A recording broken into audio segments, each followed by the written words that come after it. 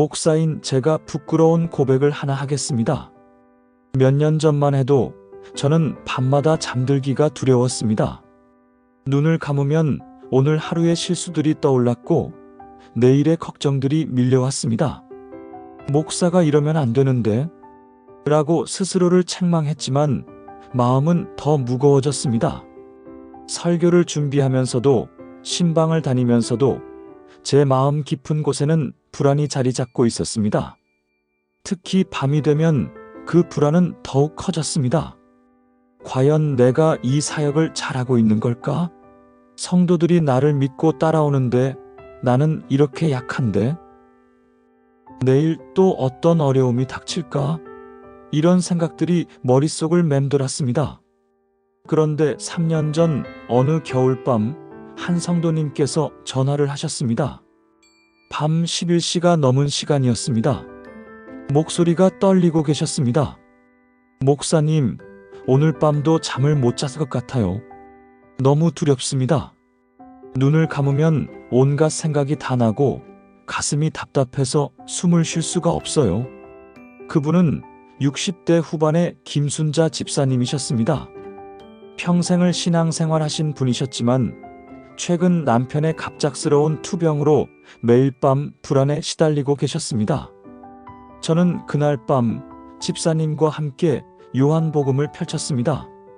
그리고 함께 읽기 시작했습니다. 천천히 한 구절 한 구절씩. 놀라운 일이 일어났습니다. 집사님의 떨리던 목소리가 점점 안정되기 시작했습니다. 30분쯤 지났을까요? 집사님께서 조용히 말씀하셨습니다. 목사님, 이상하게 마음이 평안해지네요. 지금 잠을 잘 수 있을 것 같아요. 그날 밤 이후 저는 매일 밤 잠들기 전에 요한복음을 읽기 시작했습니다. 그리고 제 삶이 변하기 시작했습니다. 불안이 평안으로, 두려움이 확신으로, 걱정이 감사로 바뀌었습니다. 사랑하는 여러분, 여러분도 밤마다 이런 경험을 하고 계시지 않습니까? 잠들기 전 온갖 생각들이 머릿속을 맴돌지 않으십니까? 오늘 하루의 실수들이 떠오르고 내일의 걱정들이 밀려오지 않으십니까? 그렇다면 오늘 제가 여러분께 요한복음의 핵심 7가지 말씀을 나누고 싶습니다. 이 말씀들은 단순한 지식이 아닙니다. 듣기만 해도 여러분의 마음에 평안이 찾아올 것입니다. 듣기만 해도 여러분의 삶에 기적이 시작될 것입니다. 지금부터 함께 이 놀라운 여정을 시작해 보시겠습니까? 첫 번째, 내가 곧 길이요 진리요 생명이니. 여러분은 혹시 길을 잃어본 적이 있으십니까? 낯선 곳에서 어디로 가야 할지 몰라 막막했던 경험 말입니다. 저는 몇 년 전 산에 갔다가 길을 잃은 적이 있습니다. 해가 지고 어둠이 찾아오는데 어디가 올라온 길인지 전혀 알 수가 없었습니다. 그때의 그 두려움을 아직도 잊을 수가 없습니다. 우리 인생도 그렇지 않습니까? 어디로 가야 할지, 무엇이 옳은지, 어떻게 살아야 할지 막막할 때가 많습니다. 특히 밤이 되면 그 막막함은 더욱 커집니다. 내 인생이 제대로 가고 있는 걸까? 이 선택이 맞는 걸까? 앞으로 어떻게 될까? 이런 질문들이 우리를 괴롭힙니다. 그런데 예수님께서는 이렇게 말씀하십니다. 예수께서 이르시되 내가 곧 길이요 진리요 생명이니 나로 말미암지 않고는 아버지께로 올 자가 없느니라.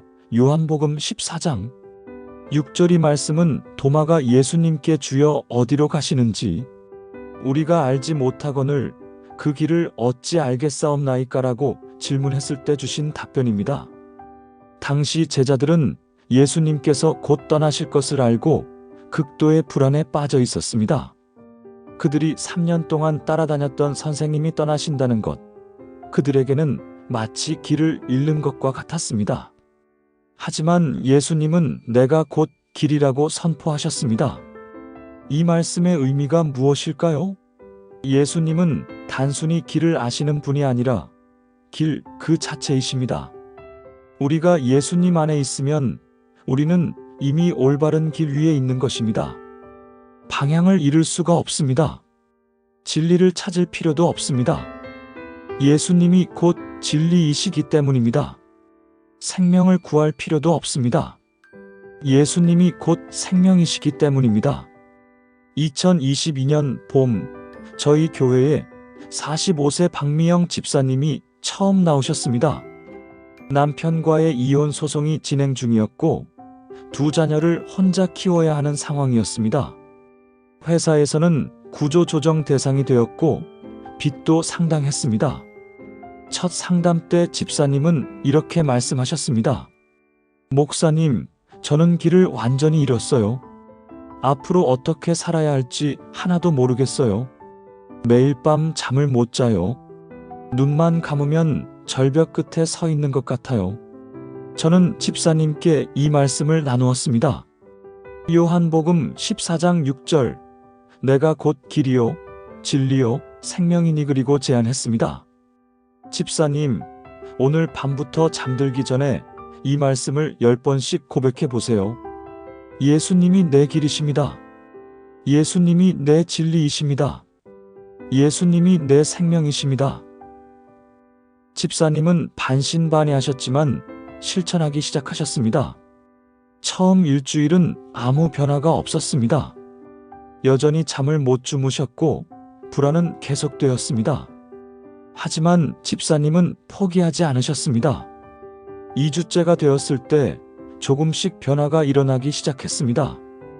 밤에 잠을 청할 때 마음이 조금 편안해지는 것을 느끼셨습니다. 한 달이 지났을 때 집사님께서 제게 말씀하셨습니다. 목사님, 신기해요. 상황은 하나도 안 변했는데 제 마음이 변했어요. 예전에는 어디로 가야 하나 고민했는데 이제는 예수님이 내 길이시구나 확신이 생겨요. 3개월이 지났을 때 더 놀라운 일이 일어났습니다. 집사님께서 회사에서 다른 부서로 발령을 받으셨는데 그곳이 집사님의 재능을 더 잘 발휘할 수 있는 곳이었습니다. 이혼 소송도 합의로 마무리되었고 전 남편과도 자녀 양육에 대해 원만하게 협력하게 되었습니다. 6개월 후 집사님은 완전히 다른 사람이 되어 있었습니다. 여전히 혼자 두 자녀를 키우는 힘든 상황이었지만 얼굴에는 평안이 있었습니다. 목사님, 이제 알았어요. 제가 길을 잃은 게 아니었어요. 제 길이신 예수님을 몰랐던 거예요. 이제는 어디로 가든 무슨 일이 일어나든 예수님이 내 길이라는 것만 알면 두렵지 않아요. 1년이 지난 지금 박미영 집사님은 같은 어려움을 겪는 다른 성도들을 돕는 봉사를 하고 계십니다. 저도 길을 잃었던 사람인데 예수님이 길이신 걸 알게 됐어요 라고 간증하시면서요. 사랑하는 여러분, 오늘 밤 잠들기 전에 이 말씀을 고백해 보시겠습니까? 함께 기도해 보시겠습니까? 사랑의 하나님 아버지, 오늘 제게 이 놀라운 말씀을 주셔서 감사합니다. 예수님이 내 길이요, 진리요, 생명이심을 고백합니다. 저는 더 이상 길을 잃은 사람이 아닙니다. 예수님이 내 길이시기에 어디로 가든 안전합니다. 예수님이 내 진리이시기에 무엇이 옳은지 알 수 있습니다. 예수님이 내 생명이시기에 어떤 상황에서도 살아갈 힘이 있습니다. 오늘 밤 이 확신 안에서 평안히 잠들게 하소서.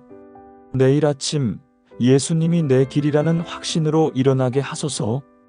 예수님의 이름으로 기도합니다. 아멘. 이 기도를 매일 밤 고백해 보세요. 여러분의 인생에도 박미영 집사님과 같은 기적이 시작될 것입니다. 그럼 이제 두 번째 말씀으로 가보겠습니다.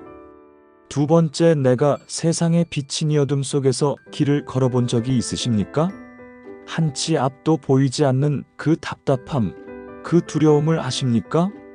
우리 인생에도 그런 순간들이 있습니다. 앞이 보이지 않는 어둠의 시간, 희망이 보이지 않는 절망의 순간들 말입니다. 특히 밤이 되면 낮에는 참을 수 있었던 어둠이 더욱 짙게 느껴집니다. 이 상황이 언제 끝날까? 앞으로 어떻게 될까? 희망이 있기는 한 걸까? 이런 생각들이 우리를 짓누릅니다. 그런데 예수님께서 선포하십니다. 예수께서 또 말씀하여 이르시되 나는 세상의 빛이니 나를 따르는 자는 어둠에 다니지 아니하고 생명의 빛을 얻으리라. 요한복음 8장 12절이 말씀은 예수님께서 초막절에 성전에서 가르치실 때 하신 말씀입니다. 초막절은 이스라엘 백성이 광야에서 장막에 거하던 것을 기념하는 절기입니다. 그때 성전에는 큰 촛대를 켜서 예루살렘 전체를 밝혔다고 합니다. 바로 그 순간 예수님께서 나는 세상의 빛이라고 선포하신 것입니다. 이 말씀의 의미가 무엇일까요? 예수님은 단순히 밝은 빛이 아니라 세상의 빛이십니다. 이 세상 모든 어둠을 물리칠 수 있는 유일한 빛이십니다. 우리 마음의 어둠, 절망의 어둠, 죄의 어둠, 죽음의 어둠까지도 밝히시는 빛이십니다. 그리고 놀라운 것은 예수님을 따르는 자는 어둠에 다니지 아니한다는 약속입니다. 어둠이 사라진다는 게 아닙니다. 어둠 속에서도 빛을 가지고 다닌다는 뜻입니다. 2023년 가을, 저희 교회에 72세 이영숙 권사님이 계셨습니다. 권사님은 평생을 신앙생활 하신 분이셨는데 갑자기 암 진단을 받으셨습니다. 그것도 사기암이었습니다. 의사는 6개월에서 1년 정도라고 말했습니다. 권사님은 그날부터 완전히 무너지셨습니다. 평생 건강하게 살아오셨는데 갑자기 죽음을 선고받은 것입니다. 특히 밤이 되면 공포가 엄습했습니다. 이제 얼마 남지 않았구나. 고통스럽게 죽는 건 아닐까? 죽으면 정말 천국이 있는 걸까? 이런 생각들로 밤마다 잠을 이루지 못하셨습니다. 어느 날 밤 새벽 3시쯤이었을까요? 권사님께서 제게 전화하셨습니다. 울음 섞인 목소리로 말씀하셨습니다. 목사님, 너무 무서워요. 눈앞이 깜깜해요. 이 어둠 속에서 어떻게 살아가야 할지 모르겠어요.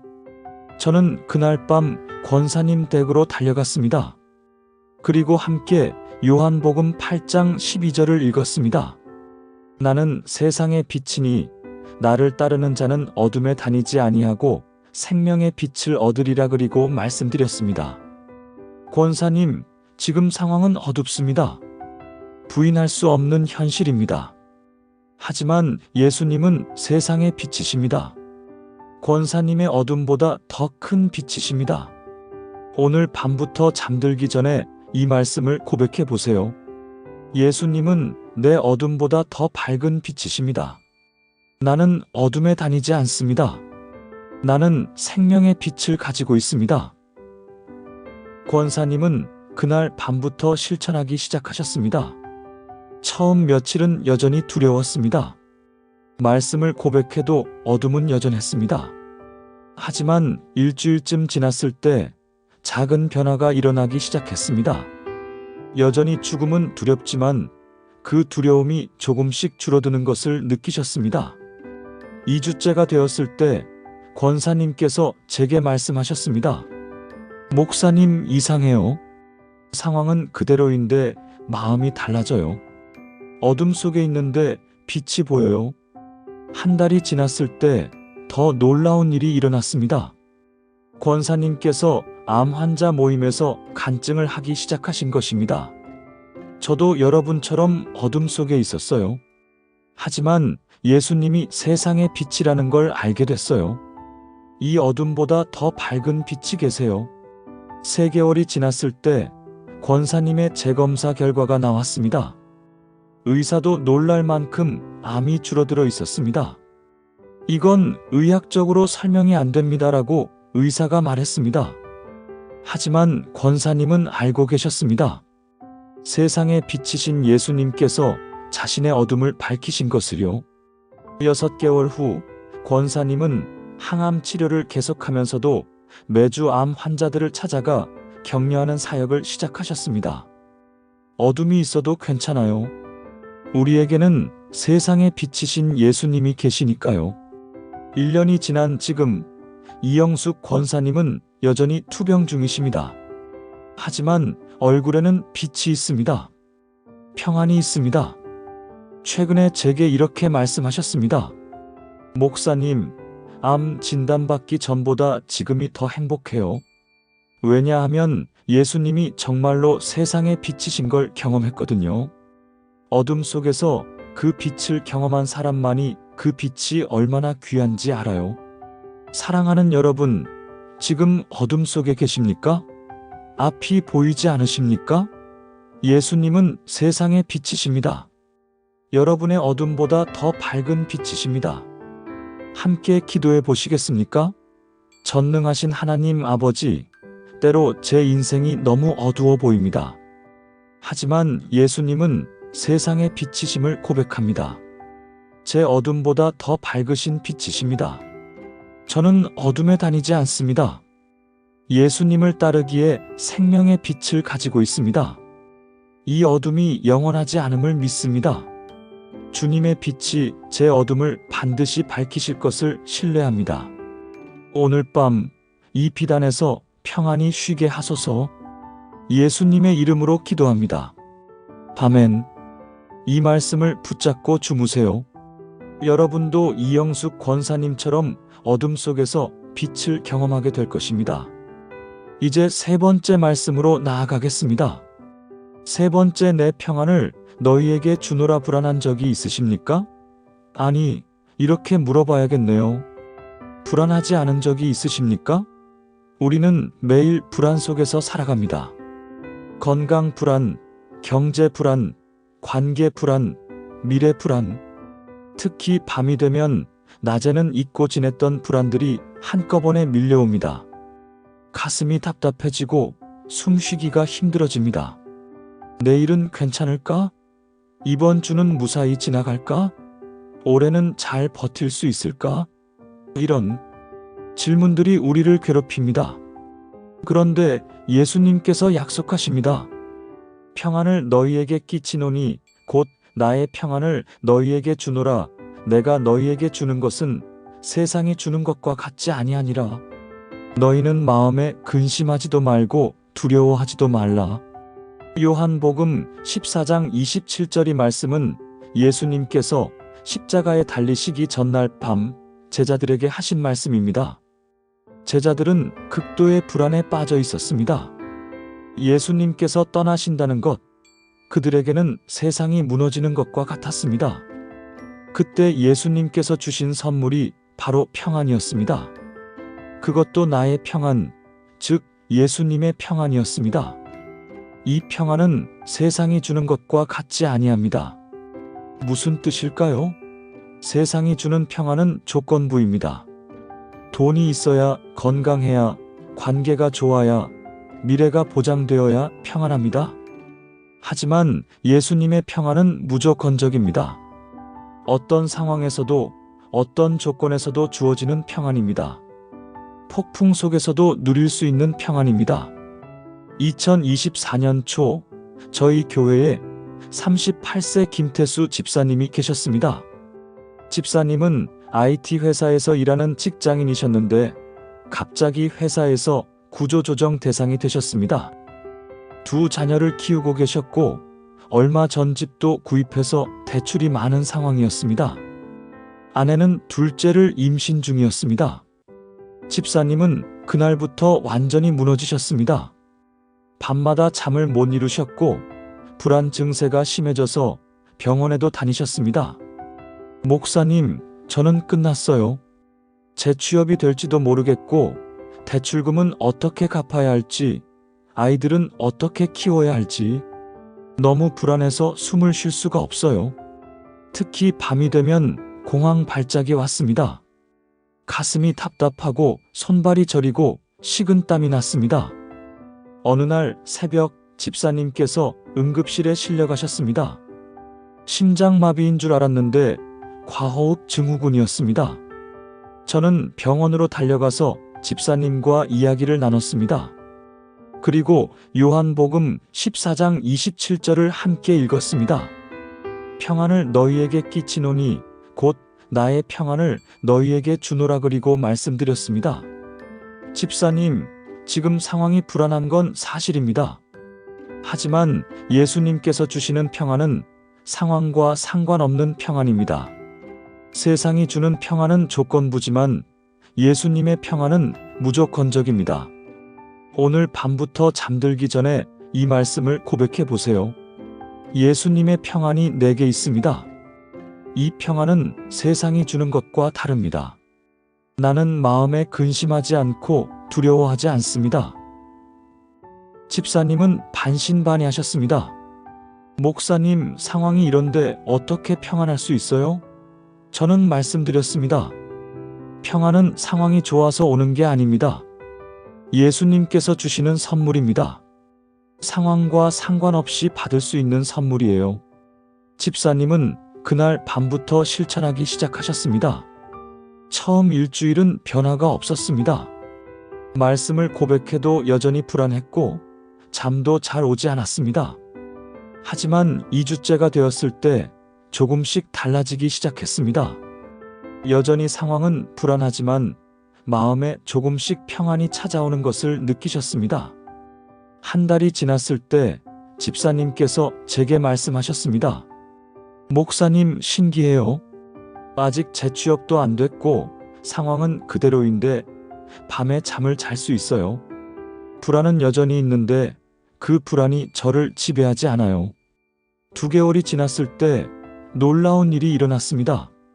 집사님께서 지인의 소개로 면접을 보러 갔는데 그곳에서 채용 제의를 받으신 것입니다. 그것도 이전 회사보다 더 좋은 조건이었습니다. 하지만 더 놀라운 것은 집사님의 반응이었습니다. 이전 같았으면 너무 기뻐서 흥분했을 텐데 집사님은 차분하셨습니다. 목사님, 감사하긴 한데요. 이제는 이 일이 되든 안 되든 평안해요. 왜냐하면 예수님의 평안이 상황에 달려있지 않다는 걸 경험했거든요. 3개월 후 집사님은 새 직장에서 잘 적응하고 계셨습니다. 그리고 제게 이렇게 간증하셨습니다. 목사님, 구조조정 당했을 때는 세상이 무너지는 것 같았어요. 하지만 지금 돌아보면 그 어려움이 없었다면 예수님의 평안을 경험하지 못했을 거예요. 저는 이제 알아요. 진짜 평안이 뭔지. 세상이 주는 평안은 상황이 좋을 때만 있는 거예요. 하지만 예수님의 평안은 폭풍 속에서도 있어요. 1년이 지난 지금 김태수 집사님은 직장에서 어려움을 겪는 다른 성도들을 돕는 멘토링을 하고 계십니다. 저도 그 불안을 경험했어요. 하지만 예수님의 평안은 상황과 상관없어요라고 간증하시면서요. 최근에는 회사에서도 동료들에게 이 평안을 나누고 계십니다. 어떻게 그렇게 흔들리지 않으세요? 라는 질문에 예수님의 평안이 있거든요 라고 답하신답니다. 사랑하는 여러분, 지금 불안하십니까? 마음이 편치 않으십니까? 예수님께서 주시는 평안은 상황과 상관없습니다. 폭풍 속에서도 누릴 수 있는 평안입니다. 함께 기도해 보시겠습니까? 사랑하는 하나님 아버지, 저에게 평안을 주시는 주님을 찬양합니다. 예수님의 평안이 내게 있음을 고백합니다. 이 평안은 세상이 주는 것과 다릅니다. 상황이 좋아서 생기는 평안이 아니라 예수님께서 주시는 선물입니다. 저는 마음에 근심하지 않습니다. 두려워하지도 않습니다. 어떤 상황에서도 주님의 평안이 제 마음을 지키심을 믿습니다. 오늘 밤 이 평안 안에서 깊이 쉬게 하소서. 예수님의 이름으로 기도합니다. 아멘. 이 평안을 받으시기 바랍니다. 그럼 4번째 말씀으로 함께 가보시겠습니까? 4번째, 나는 선한 목자라 혼자라고 느껴본 적이 있으십니까? 아무도 나를 돌봐주지 않는다는 외로움을 경험해 보셨습니까? 세상에는 많은 사람들이 있지만 정작 나를 진짜로 아는 사람은 아무도 없는 것 같은 그 쓸쓸한 말입니다. 특히 밤이 되면 그 외로움은 더욱 커집니다. 낮에는 사람들과 함께 있어서 잊을 수 있었던 외로움이 밤이 되면 밀려옵니다. 정말 나를 아는 사람이 있을까? 정말 나를 돌봐주는 사람이 있을까? 나는 혼자인 건 아닐까? 이런 생각들이 우리를 괴롭힙니다. 그런데 예수님께서 선포하십니다. 나는 선한 목자라. 선한 목자는 양들을 위하여 목숨을 버리거니와. 요한복음 10장 11절이 말씀 바로 전에 예수님은 이렇게도 말씀하셨습니다. 나는 선한 목자라. 나는 내 양을 알고 양도 나를 아는 것이 아버지께서 나를 아시고 내가 아버지를 아는 것 같으니 나는 양을 위하여 목숨을 버리노라. 요한복음 10장 14절에서 15절 당시 팔레스타인 지역에서 목자는 매우 중요한 존재였습니다. 양들은 목자 없이는 살 수 없었습니다. 목자는 양들을 푸른 초장으로 인도하고 위험으로부터 보호하고 길 잃은 양을 찾아오고 다친 양을 치료했습니다.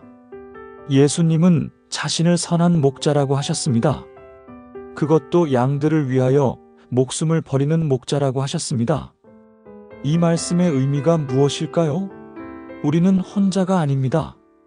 우리에게는 우리를 아시고 우리를 돌보시고 우리를 위해 목숨까지 버리신 목자가 계십니다. 그분이 바로 예수님이십니다. 2023년 여름 저희 교회에 65세 최영애 집사님이 계셨습니다. 집사님은 5년 전에 남편을 먼저 하늘나라로 보내셨고 두 자녀는 모두 해외에서 살고 계셨습니다. 혼자 아파트에서 지내시는데 몸도 좋지 않으셨습니다. 무릎 관절염으로 걷기도 힘드셨고 당뇨병으로 매일 약을 드셔야 했습니다. 하지만 더 힘든 것은 외로움이었습니다. 하루 종일 말 한마디 하지 않고 지내는 날이 많았습니다. 밤이 되면 그 외로움은 더욱 커졌습니다. 어느 날 저녁 집사님께서 제게 전화하셨습니다. 목사님, 저는 이제 정말 외롭습니다. 아무도 저를 돌봐주지 않아요. 자식들은 멀리 있고 친구들은 하나둘씩 세상을 떠나고 저는 혼자예요. 밤마다 울어요. 누가 저를 좀 돌봐주면 좋겠어요. 저는 집사님 댁으로 찾아갔습니다. 그리고 함께 요한복음 10장을 펼쳤습니다. 나는 선한 목자라. 나는 내 양을 알고 양도 나를 아는 것이. 집사님께 말씀드렸습니다. 집사님은 혼자가 아니에요. 예수님이라는 선한 목자가 집사님을 돌보고 계세요. 그분은 집사님을 알고 계세요. 집사님의 외로움도 아픔도 눈물도 다 아세요. 그리고 집사님을 위해 목숨까지 버리신 분이세요. 집사님은 눈물을 흘리셨습니다. 정말요? 정말 저를 아시나요? 이렇게 보잘것없는 저를요? 네, 집사님. 예수님은 집사님을 알고 계세요. 그것도 아버지께서 예수님을 아시는 것만큼 완전히 아세요. 그날부터 집사님께 제안했습니다. 집사님, 오늘 밤부터 잠들기 전에 이렇게 고백해 보세요. 나에게는 선한 목자가 계십니다. 그분은 나를 압니다. 나는 혼자가 아닙니다. 집사님은 그날 밤부터 실천하기 시작하셨습니다. 처음 며칠은 여전히 외로웠습니다. 말씀을 고백해도 집은 여전히 텅 비어 있었고 아무도 없었습니다. 하지만 일주일이 지났을 때 조금씩 변화가 일어나기 시작했습니다. 목사님, 이상해요. 여전히 혼자 있는데 외롭지가 않아요. 뭔가 함께 계신 것 같아요. 2주째가 되었을 때 집사님께서 아침마다 산책을 하기 시작하셨습니다. 무릎이 아프지만 조금씩이라도 걷고 싶다고 하셨습니다. 목사님, 선한 목자가 저를 푸른 초장으로 인도하시는 것 같아요. 한 달이 지났을 때 더 놀라운 일이 일어났습니다. 산책하시다가 같은 아파트에 사는 혼자 사시는 할머니를 만나셨는데 그분도 외로움으로 힘들어하고 계셨습니다. 집사님은 그분과 친구가 되셨고 함께 산책하고 함께 식사도 하기 시작하셨습니다. 그리고 그 할머니를 교회로 인도하셨습니다. 3개월이 지났을 때 집사님 주변에는 5분의 어르신들이 모이게 되었습니다. 모두 혼자 사시는 분들이었는데 집사님이 한 분 한 분 찾아가서 친구가 되어드린 것입니다. 우리에게는 선한 목자가 계세요라고 말씀하시면서요. 6개월 후 집사님은 외로운 어르신 돌봄 사역을 시작하셨습니다. 혼자 사시는 어르신들을 찾아가서 말벗이 되어드리고 함께 식사하고 필요하면 병원에도 동행해드리는 사역이었습니다. 저도 외로웠어요. 하지만 선한 목자께서 저를 돌보신다는 걸 알게 됐어요.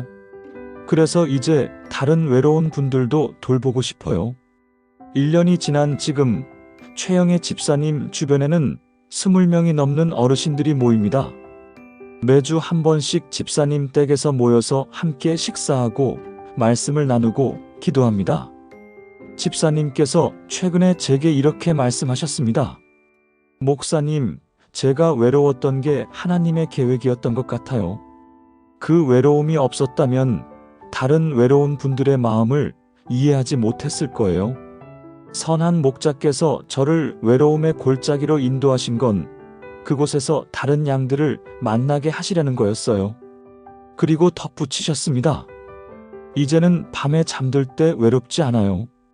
왜냐하면 선한 목자께서 저를 아시고 저와 함께 계시거든요. 그것도 저를 위해 목숨까지 버리신 분이 제 곁에 계시는데 어떻게 외롭겠어요? 사랑하는 여러분, 지금 외롭습니까? 혼자라고 느끼십니까? 여러분에게는 선한 목자가 계십니다. 그분은 여러분을 압니다. 여러분의 이름도, 여러분의 아픔도, 여러분의 눈물도 다 아십니다. 그리고 여러분을 위해 목숨까지 버리신 분입니다. 함께 기도해 보시겠습니까? 선하신 목자 예수님, 저에게는 주님이 계심을 감사드립니다. 주님은 나를 아시는 선한 목자이십니다. 저는 혼자가 아닙니다. 주님께서 나를 푸른 초장으로 인도하시고 쉴만한 물가로 인도하십니다. 때로 외로움의 골짜기를 지날지라도 두렵지 않습니다. 선한 목자께서 함께 하시기 때문입니다. 주님은 나를 위해 목숨까지 버리신 분이십니다. 이보다 더 큰 사랑이 어디 있겠습니까? 오늘 밤 이 사랑 안에서 평안히 쉬게 하소서. 예수님의 이름으로 기도합니다. 아멘. 이 말씀을 붙들고 주무세요. 여러분도 최영애 집사님처럼 선한 목자의 돌보심을 경험하게 될 것입니다. 이제 5번째 말씀으로 나아가 보겠습니다. 5번째, 내가 곧 부활이요 생명이니. 죽음을 생각해 본 적이 있으십니까? 아니, 더 정확히 말하면 죽음이 두려운 적이 있으십니까? 우리는 모두 언젠가는 죽습니다. 이것은 피할 수 없는 현실입니다. 하지만 죽음에 대한 두려움, 그것은 우리 모두가 가지고 있는 가장 깊은 두려움입니다. 특히 밤이 되면 그 두려움은 더욱 커집니다. 죽으면 정말 끝인 걸까? 천국이 정말 있을까? 다시 만날 수 있을까? 이런 질문들이 우리를 괴롭힙니다. 그런데 예수님께서 놀라운 선포를 하십니다. 예수께서 이르시되 나는 부활이요 생명이니 나를 믿는 자는 죽어도 살겠고 무릇 살아서 나를 믿는 자는 영원히 죽지 아니하리니 이것을 내가 믿느냐? 요한복음 11장 25절에서 26절. 이 말씀은 예수님께서 나사로를 살리시기 직전에 하신 말씀입니다. 나사로가 죽었다는 소식을 듣고 마르다가 예수님께 달려와 주께서 여기 계셨더라면 내 오라버니가 죽지 아니하였겠나이다라고 말했을 때 예수님께서 하신 답변입니다. 마르다는 마지막 날 부활 때에는 다시 살 줄을 압니다라고 대답했습니다. 미래의 부활을 믿은 것입니다. 하지만 예수님은 나는 부활이요 생명이라고 하셨습니다. 미래의 부활이 아니라 지금 여기 서 계신 예수님이 바로 부활이요 생명이라는 것입니다. 이 말씀의 의미가 무엇일까요? 예수님을 믿는 자는 죽어도 살리다. 육체는 죽어도 영혼은 살아서 예수님과 함께 있습니다. 그리고 예수님을 믿는 자는 영원히 죽지 않습니다. 영적으로는 이미 영원한 생명을 가지고 있기 때문입니다. 2024년 봄, 저희 교회에 58세 박정호 장로님이 계셨습니다. 장로님은 건강하게 지내시다가 갑자기 췌장암 진단을 받으셨습니다. 그것도 말기였습니다. 의사는 3개월에서 6개월이라고 했습니다. 장로님은 그날부터 완전히 무너지셨습니다. 평생을 신앙생활 하셨지만 막상 죽음을 앞두니 모든 것이 흔들렸습니다. 목사님, 저는 평생 천국을 믿었다고 했는데 막상 죽음 앞에 서니 두렵습니다. 정말 천국이 있는 걸까요? 정말 부활이 있는 걸까요? 죽으면 끝인 건 아닐까요? 특히 밤이 되면 공포가 엄습했습니다. 눈을 감으면 그대로 깨어나지 못할 것 같은 두려움이었습니다. 어느 날 밤 장로님께서 제게 전화하셨습니다. 새벽 2시였습니다. 울음 섞인 목소리로 말씀하셨습니다. 목사님, 잠을 잘 수가 없어요. 눈을 감으면 죽음이 보여요. 너무 무서워요. 저는 그날 밤 병원으로 달려갔습니다. 그리고 함께 요한복음 11장을 펼쳤습니다. 나는 부활이요 생명이니 나를 믿는 자는 죽어도 살겠고, 장로님께 말씀드렸습니다. 장로님, 부활은 먼 미래의 일이 아닙니다. 예수님이 바로 부활이요 생명이십니다. 예수님을 믿는 장로님은 죽어도 사십니다. 육체는 쉬지만 영혼은 예수님과 함께 있습니다. 장로님은 죽음을 통과하는 것이지 죽음으로 끝나는 게 아닙니다. 장로님은 여전히 두려워하셨습니다. 그걸 머리로는 아는데 마음이 믿어지지 않아요. 저는 제안했습니다. 장로님, 오늘 밤부터 잠들기 전에 이렇게 고백해 보세요. 예수님은 부활이요 생명이십니다. 나는 죽어도 삽니다. 나는 영원히 죽지 않습니다. 장로님은 그날 밤부터 실천하기 시작하셨습니다. 처음 며칠은 변화가 없었습니다. 말씀을 고백해도 여전히 죽음은 두려웠고 밤마다 악몽을 꾸셨습니다. 하지만 일주일이 지났을 때 조금씩 달라지기 시작했습니다. 목사님, 이상해요. 여전히 죽음은 무섭지만 그 무서움이 조금씩 줄어들어요. 뭔가 희망이 보이기 시작해요. 2주째가 되었을 때 장로님께서 성경을 다시 읽기 시작하셨습니다. 특히 부활에 관한 말씀들을 찾아서 읽으셨습니다. 목사님, 성경에 부활에 대한 말씀이 이렇게 많았나요? 왜 이제야 보이는 걸까요? 한 달이 지났을 때 놀라운 변화가 일어났습니다. 장로님께서 병실에서 다른 환자들을 위로하기 시작하신 것입니다. 저도 처음에는 너무 무서웠어요. 하지만 예수님이 부활이요 생명이라는 걸 알게 됐어요. 우리는 죽어도 살아요. 3개월이 지났을 때 장로님의 상태는 더욱 악화되었습니다. 육체는 점점 약해졌지만 영혼은 더욱 강해졌습니다. 어느 날 장로님께서 제게 말씀하셨습니다. 목사님, 이제는 죽음이 두렵지 않아요. 왜냐하면 예수님이 부활이요 생명이라는 걸 알았거든요. 저는 죽는 게 아니라 예수님께로 가는 거예요. 육체는 쉬지만 영혼은 살아요. 그리고 언젠가 부활의 몸으로 다시 일어날 거예요. 4개월째 장로님은 임종이 가까워졌습니다. 하지만 얼굴에는 평안이 있었습니다. 마지막 날 밤 장로님께서 가족들을 모아놓고 말씀하셨습니다. 슬퍼하지 마세요. 저는 죽는 게 아니라 잠시 떠나는 거예요. 예수님이 계신 곳으로 가는 거예요. 그리고 언젠가 우리 다시 만날 거예요. 부활의 날에. 그리고 조용히 눈을 감으셨습니다. 마치 잠드는 것처럼 평안하게. 장례식 날 저는 박정호 장로님의 간증을 나누었습니다. 어떻게 죽음의 두려움을 이기고 평안히 하나님 품으로 가셨는지를. 많은 분들이 눈물을 흘리셨습니다. 하지만 그것은 절망의 눈물이 아니라 희망의 눈물이었습니다. 장례식이 끝난 후 장로님의 아내 분께서 제게 말씀하셨습니다. 목사님, 남편이 마지막 몇 달 동안 정말 행복해했어요. 아프긴 했지만 마음은 평안했어요. 매일 밤 잠들기 전에 예수님은 부활이요, 생명이다라고 고백하더라고요. 그 말씀이 남편에게 정말 큰 힘이 됐어요. 그리고 덧붙이셨습니다. 저도 이제 죽음이 두렵지 않아요. 왜냐하면 남편이 먼저 가서 기다리고 있고 예수님이 부활이요, 생명이시니까요. 언젠가 우리 다시 만날 거예요. 사랑하는 여러분, 죽음이 두렵습니까? 영원히 걱정되십니까? 예수님은 부활이요, 생명이십니다. 예수님을 믿는 여러분은 죽어도 삽니다. 영원히 죽지 않습니다.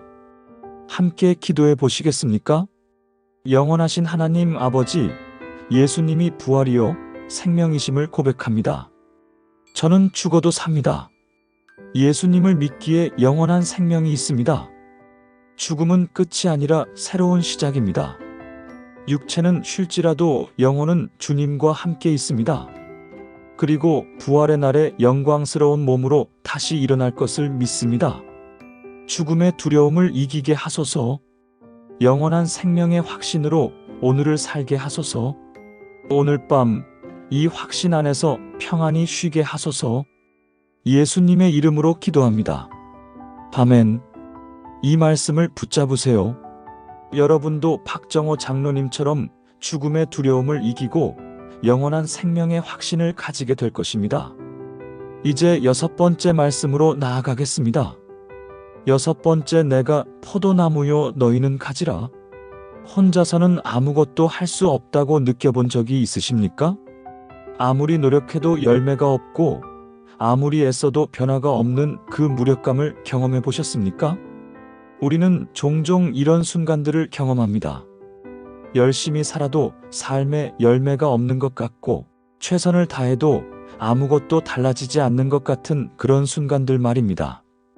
특히 밤이 되면 그 무력감은 더욱 커집니다. 오늘도 아무것도 이루지 못했구나. 내 인생에 무슨 의미가 있을까? 이렇게 살아서 뭐하나? 이런 생각들이 우리를 짓누릅니다. 그런데 예수님께서 이렇게 말씀하십니다.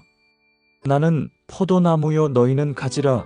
그가 내 안에 내가 그 안에 거하면 사람이 열매를 많이 맺나니 나를 떠나서는 너희가 아무것도 할 수 없음이라.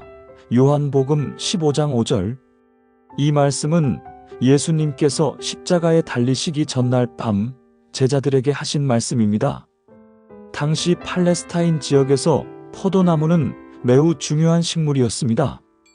포도나무의 가지는 나무에 붙어 있을 때만 열매를 맺을 수 있습니다. 가지가 나무에서 떨어지면 즉시 시들고 죽습니다. 예수님은 자신을 포도나무에, 우리를 가지에 비유하셨습니다. 이 말씀의 의미가 무엇일까요? 우리는 예수님 안에 있을 때만 열매를 맺을 수 있습니다. 예수님을 떠나서는 아무것도 할 수 없습니다. 아무리 노력해도 아무리 애써도 예수님과 연결되어 있지 않으면 열매를 맺을 수 없습니다.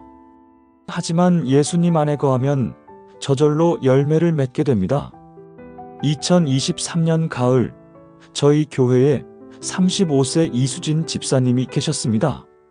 집사님은 결혼한 지 8년이 되었는데 아이가 없었습니다. 병원에 가보니 의학적으로는 문제가 없다고 했습니다.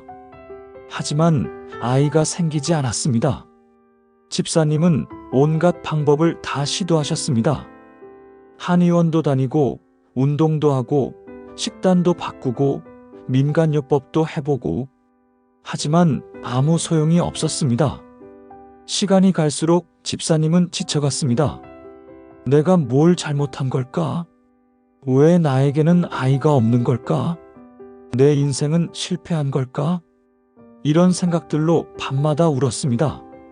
특히 친구들이 아이를 낳았다는 소식을 들을 때마다 마음이 무너졌습니다.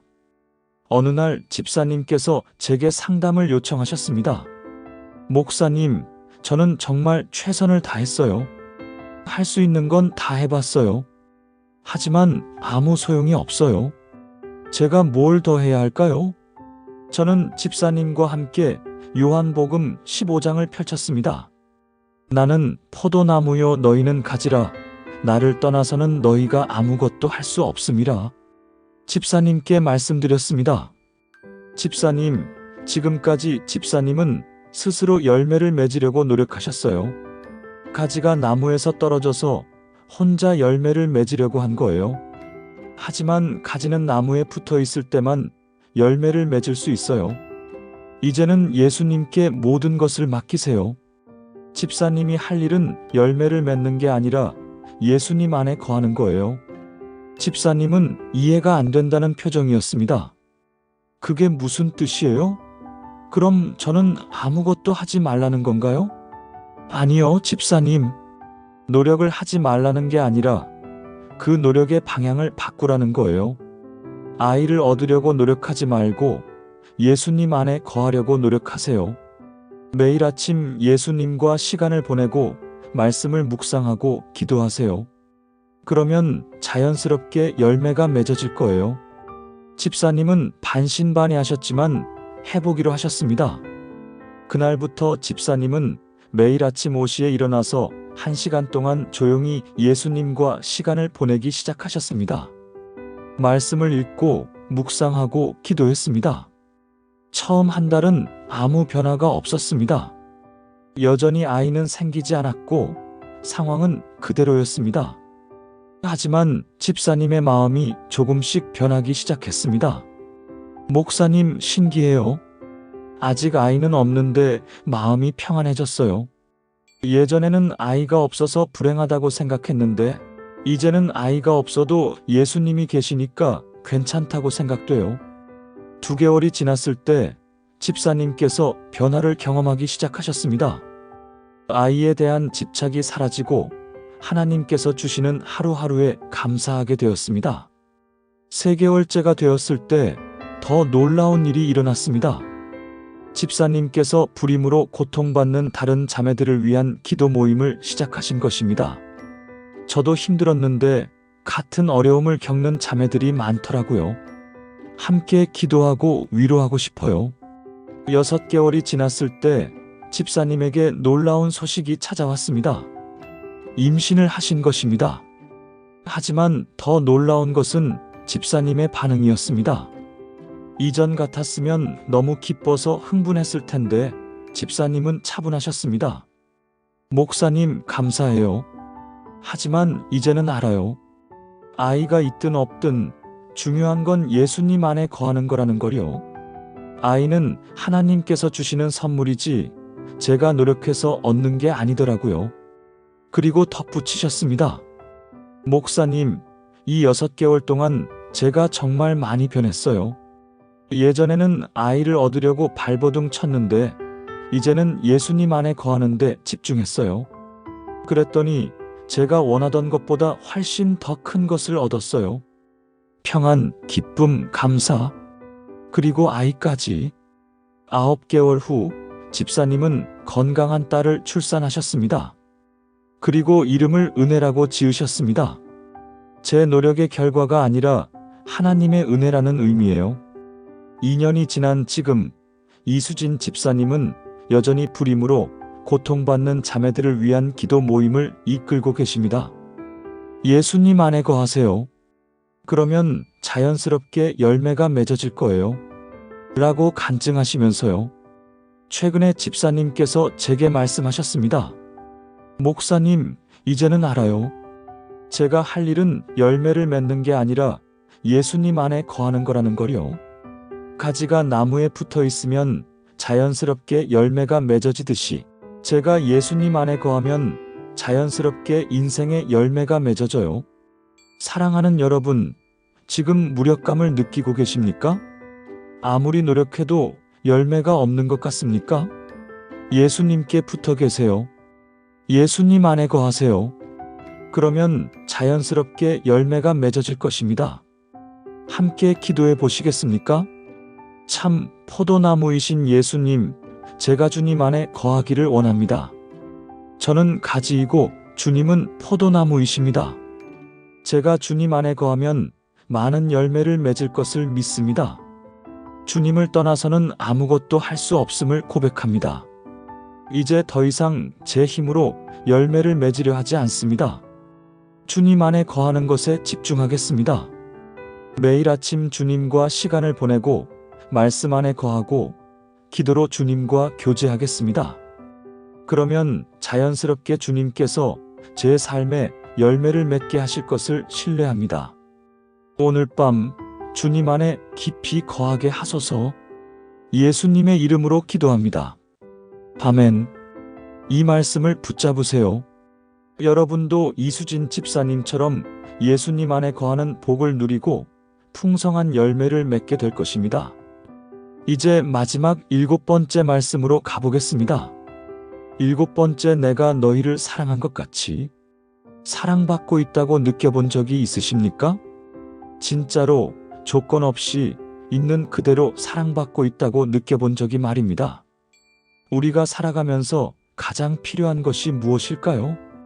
돈도 필요하고 건강도 필요하고 성공도 필요합니다. 하지만 가장 근본적으로 필요한 것은 바로 사랑입니다. 사랑받고 있다는 확신, 그것이 우리에게 가장 필요한 것입니다. 특히 밤이 되면 그 갈급함은 더욱 커집니다. 나를 정말로 사랑하는 사람이 있을까? 있는 그대로의 나를 받아주는 사람이 있을까? 내가 실패해도 넘어져도 부족해도 변함없이 사랑해주는 사람이 있을까? 이런 질문들이 우리를 외롭게 만듭니다. 그런데 예수님께서 이렇게 말씀하십니다. 새 계명을 너희에게 주노니 서로 사랑하라. 내가 너희를 사랑한 것 같이 너희도 서로 사랑하라. 요한복음 13장 34절. 이 말씀은 예수님께서 제자들의 발을 씻기신 직후에 하신 말씀입니다. 당시 발을 씻기는 일은 가장 낮은 종이 하는 일이었습니다. 하지만 예수님께서는 제자들의 발을 직접 씻기셨습니다. 그것도 곧 자신을 배신할 유다의 발까지 씻기셨습니다. 이것이 바로 예수님의 사랑입니다. 조건 없는 사랑, 끝까지 사랑 있는 그대로 사랑하는 사랑입니다. 예수님은 내가 너희를 사랑한 것 같이라고 하셨습니다. 그 사랑이 어떤 사랑일까요? 십자가의 사랑입니다. 죽기까지 사랑하는 사랑입니다. 우리가 죄인일 때, 우리가 부족할 때, 우리가 실패했을 때도 변함없이 사랑하는 사랑입니다. 2024년 여름, 저희 교회에 28세 최민수 청년이 있었습니다. 민수 형제는 대학을 졸업하고 취업을 했지만 직장 생활이 너무 힘들었습니다. 상사와의 갈등, 업무 스트레스, 경쟁, 모든 것이 버거웠습니다. 결국 1년 만에 회사를 그만뒀습니다. 그리고 다시 취업 준비를 했지만 번번이 떨어졌습니다. 시간이 갈수록 민수 형제는 자신감을 잃어갔습니다. 부모님께는 죄송하고 친구들과 비교되고 미래는 막막하고 특히 밤이 되면 자책감이 밀려왔습니다. 나는 왜 이렇게 무능할까? 나는 왜 남들처럼 잘하지 못할까? 나는 실패자야. 이런 생각들로 밤마다 괴로워했습니다. 어느 날 민수 형제가 제게 상담을 요청했습니다. 목사님, 저는 정말 쓸모없는 사람인 것 같아요. 아무것도 잘하는 게 없어요. 이런 저를 누가 사랑하겠어요? 부모님도 실망하셨을 거예요. 하나님도 저를 사랑하지 않으실 것 같아요. 저는 민수 형제와 함께 요한복음 13장을 펼쳤습니다. 내가 너희를 사랑한 것 같이 민수 형제에게 말씀드렸습니다. 민수 형제, 예수님의 사랑은 우리의 성공이나 능력에 달려있지 않아요. 우리가 잘해서 사랑하시는 게 아니라 그냥 사랑하세요. 있는 그대로의 우리를 사랑하세요. 지금 형제가 취업이 안 됐어도 실패했어도 예수님의 사랑은 변함이 없어요. 민수 형제는 눈물을 흘렸습니다. 정말요? 이런 저도 사랑하시나요? 네, 형제. 예수님은 우리가 죄인일 때 죽으셨어요. 우리를 위해 십자가에 달리셨어요. 그게 바로 예수님의 사랑이에요. 그날부터 민수 형제에게 제안했습니다. 형제, 오늘 밤부터 잠들기 전에 이렇게 고백해 보세요. 예수님은 나를 있는 그대로 사랑하신다. 내가 성공해도 실패해도 예수님의 사랑은 변함이 없다. 민수 형제는 그날 밤부터 실천하기 시작했습니다. 처음 며칠은 믿어지지 않았습니다. 말씀을 고백해도 여전히 자신이 사랑받을 가치가 없다고 느꼈습니다. 하지만 일주일이 지나자 조금씩 변화가 일어나기 시작했습니다. 목사님, 이상해요. 여전히 취업은 안 됐는데 마음이 편안해졌어요. 예전에는 취업해야 가치 있는 사람이라고 생각했는데 이제는 취업 여부와 상관없이 예수님께 사랑받는 사람이라고 생각돼요. 2주째가 되자 민수 형제의 표정이 밝아졌습니다. 자책하던 표정이 사라지고 평안한 미소가 나타났습니다. 한 달이 지났을 때 민수 형제는 교회에서 청년 사역을 돕기 시작했습니다. 목사님, 저도 누군가를 도울 수 있다는 게 신기해요. 제가 쓸모없는 사람이 아니구나 하는 생각이 들어요. 3개월이 지났을 때 놀라운 일이 일어났습니다. 민수 형제가 청년 사역을 돕던 중에 한 청년 사업가를 만나게 되었고 그분이 민수 형제에게 일할 기회를 제안한 것입니다. 민수 형제, 우리 회사에서 일해보지 않을래요? 형제의 진실함과 따뜻함이 우리 회사에 필요해요. 민수 형제는 그 제안을 받아들였고 새로운 회사에서 일하기 시작했습니다. 놀랍게도 민수 형제는 그곳에서 자신의 재능을 발견했습니다. 사람들과 소통하고 그들의 어려움을 이해하고 돕는 일에 탁월한 재능이 있었던 것입니다. 6개월 후 민수 형제는 회사에서 가장 인기 있는 직원이 되었습니다. 하지만 더 놀라운 것은 민수 형제의 마음이었습니다. 목사님, 이제는 알아요. 제 가치는 직장이나 성공에 있는 게 아니라 예수님의 사랑에 있다는 거요. 예수님께서 저를 있는 그대로 사랑하신다는 걸 알게 됐어요. 그 사랑 안에서 제가 누구인지 알게 됐고 제 재능도 발견하게 됐어요. 1년이 지난 지금 최민수 형제는 같은 어려움을 겪는 청년들을 위한 멘토링을 하고 있습니다. 저도 실패했어요. 자신감도 없었어요. 하지만 예수님의 사랑을 경험했어요. 그 사랑 안에서 제가 누구인지 알게 됐어요. 최근에 민수 형제가 제게 말했습니다. 목사님, 제가 취업에 실패했던 그 시간이 하나님의 계획이었던 것 같아요. 그 시간이 없었다면 예수님의 사랑을 이렇게 깊이 경험하지 못했을 거예요. 성공했을 때보다 실패했을 때 더 큰 은혜를 경험했어요. 그리고 덧붙였습니다. 이제는 매일 밤 잠들기 전에 감사해요. 예수님이 저를 있는 그대로 사랑하신다는 사실이 너무 감사해요. 그 사랑이 제 인생을 완전히 바꿔놨어요. 사랑하는 여러분, 지금 사랑받지 못한다고 느끼십니까? 가치 없는 사람이라고 생각하십니까? 예수님은 여러분을 있는 그대로 사랑하십니다. 여러분이 성공해서가 아니라 그냥 여러분이기 때문에 사랑하십니다.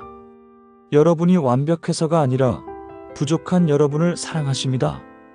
그것도 십자가에 달려 죽기까지 사랑하십니다. 함께 기도해 보시겠습니까? 사랑의 하나님 아버지, 저를 있는 그대로 사랑해 주셔서 감사합니다. 예수님께서 저를 사랑하신 그 사랑을 고백합니다. 조건 없는 사랑, 끝까지 사랑, 십자가의 사랑을 고백합니다.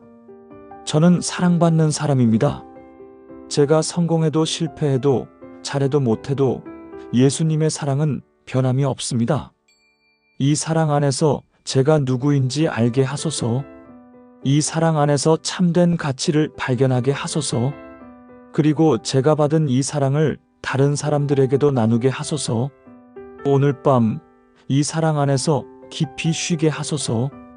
예수님의 이름으로 기도합니다. 아멘. 이 사랑을 받으세요. 여러분도 최민수 형제처럼 예수님의 사랑 안에서 참된 자신을 발견하게 될 것입니다. 통합 기도문. 사랑하는 여러분, 지금까지 요한복음의 7가지 핵심 말씀을 함께 나누었습니다. 이제 이 모든 말씀을 하나의 기도로 드리겠습니다. 함께 기도하시겠습니까? 전능하신 하나님 아버지, 오늘 밤 이 놀라운 말씀들을 주셔서 감사합니다. 예수님이 우리의 길이요, 진리요, 생명이심을 알게 하시고 세상의 빛이심을 깨닫게 하시고 참된 평안을 주시고 선한 목자로 우리를 돌보시고 부활이요, 생명이심을 확신하게 하시고 포도나무로서 우리를 살리시고 끝까지 변함없이 사랑하시는 주님을 찬양합니다. 저는 고백합니다. 예수님은 나의 길이요, 진리요, 생명이십니다. 저는 더 이상 길을 잃은 사람이 아닙니다. 예수님은 세상의 빛이십니다. 저는 어둠에 다니지 않고 생명의 빛을 가지고 있습니다. 예수님의 평안이 내게 있습니다. 이 평안은 세상이 주는 것과 다릅니다. 저는 마음에 근심하지 않고 두려워하지 않습니다. 예수님은 나의 선한 목자이십니다. 저는 혼자가 아닙니다. 주님께서 나를 아시고 돌보시고 지키십니다. 예수님은 부활이요, 생명이십니다. 저는 죽어도 삽니다. 영원한 생명이 내게 있습니다. 예수님은 참 포도나무이시고 저는 가지입니다. 주님 안에 거하면 많은 열매를 맺을 것을 믿습니다. 예수님께서 저를 있는 그대로 사랑하십니다. 이 사랑은 십자가의 사랑, 끝까지 사랑, 변함없는 사랑입니다. 오늘 밤부터 저와 제 가족이 매일 이 말씀들로 하루를 시작하고 마무리하게 하소서. 이 말씀이 우리 삶의 반석이 되고 우리 마음의 위로가 되고 우리 영혼의 양식이 되게 하소서. 불안 대신 평안을, 두려움 대신 확신을, 절망 대신 희망을, 외로움 대신 사랑을 주소서. 우리의 날들을 길게 하시고 만족하게 하시며 주님의 구원을 우리 눈으로 보게 하소서. 이 모든 약속이 예수님의 말씀이심을 믿고 신뢰하며 의지합니다. 살아계신 예수 그리스도의 이름으로 기도합니다. 아멘. 마무리. 사랑하는 여러분, 오늘 밤 우리는 함께 요한복음의 핵심 7가지 말씀을 나누었습니다. 잠시 정리해 보겠습니다. 첫째, 예수님은 우리의 길이요, 진리요, 생명이십니다. 우리는 더 이상 길을 잃은 사람이 아닙니다. 둘째, 예수님은 세상의 빛이십니다. 우리는 어둠에 다니지 않고 생명의 빛을 가지고 있습니다. 셋째, 예수님께서 우리에게 평안을 주십니다. 이 평안은 세상이 주는 것과 다르며 상황과 상관없이 우리와 함께합니다. 넷째, 예수님은 우리의 선한 목자이십니다. 우리는 혼자가 아니며 주님께서 우리를 아시고 돌보십니다. 다섯째, 예수님은 부활이요, 생명이십니다.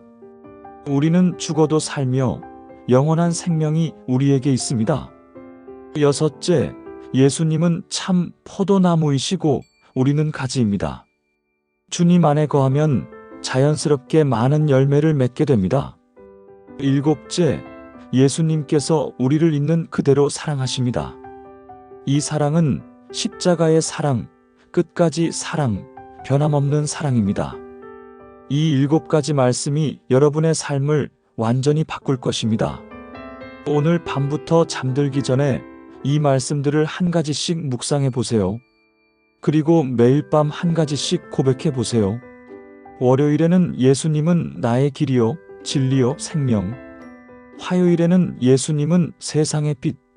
수요일에는 예수님의 평안이 내게 있다.